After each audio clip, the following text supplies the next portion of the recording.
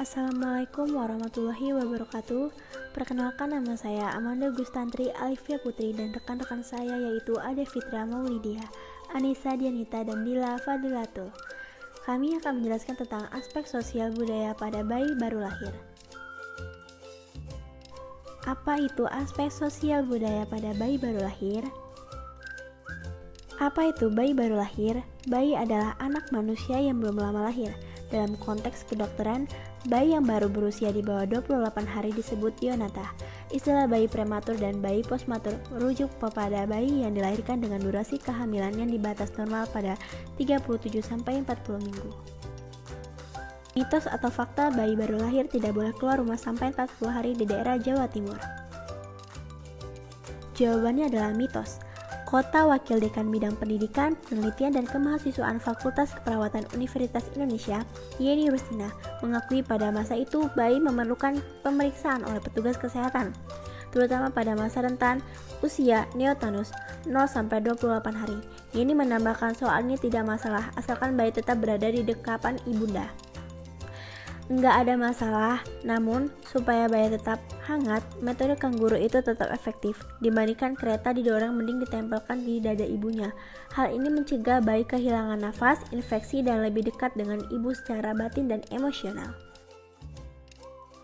Mitos atau fakta jika belum mata dipotong agar tumbuh lebih lentik? Daerah Palembang. Jawabannya adalah mitos. Menggunting bulu mata bayi hanyalah mitos.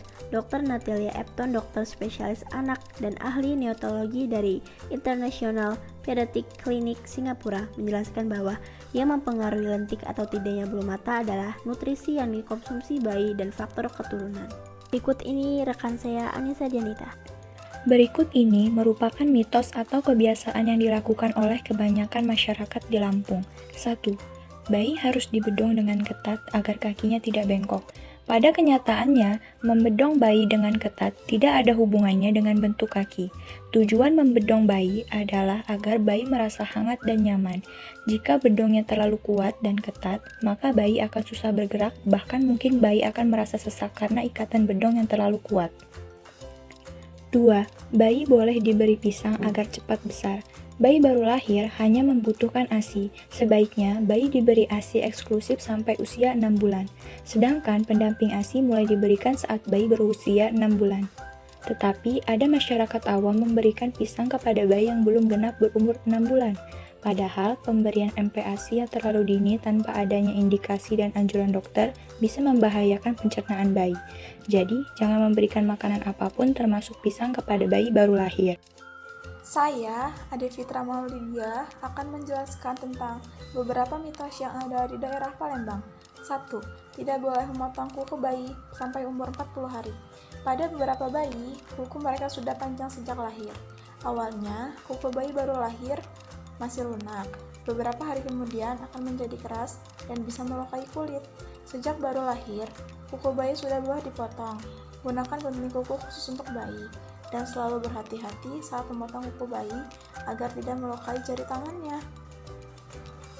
2. Pusar yang bodong harus ditempel koin.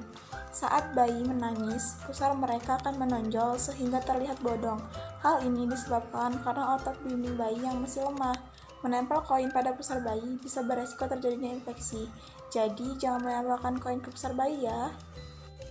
Saya, Dila Fadila, akan menjelaskan tentang mitos bayi baru lahir menurut suku yang ada di Kalimantan.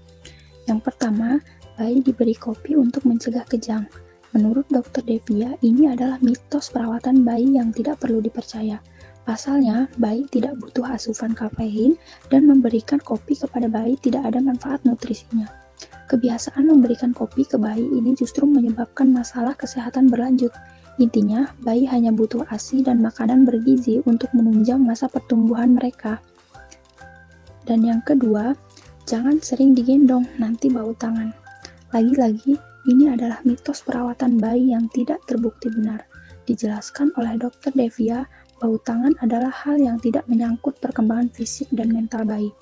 Bahkan, dengan menggendong bisa membuat bayi terasa tenang dan aman. Tidak ada istilah bau tangan. Menggendong adalah salah satu cara menenangkan bayi, membuat bayi merasa aman dan nyaman, kata Dr. Devia Irin. Nah, sekian video tentang aspek sosial budaya terhadap bayi baru lahir.